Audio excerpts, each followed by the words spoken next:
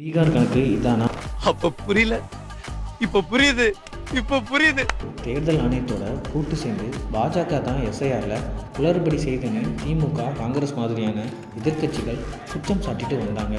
அது உண்மைதாங்கிற மாதிரி தேர்தல் ஆணையம் ஒரு அறிவிப்பை வெளியிட்டிருக்கு.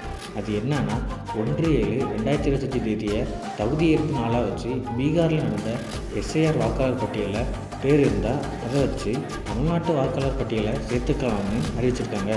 இது மூலமாக என்ன தெரிய வருது, பீகாரில் நீக்கப்பட்ட 65 லட்சம் பேரையும் தமிழ்நாட்டு ஓட்டர்ஸ் லிஸ்ட்டில் சேர்க்க பிளான் பண்ணதா தேர்தல் ஆணையம்னு ஒரு சந்தேகம் வருது.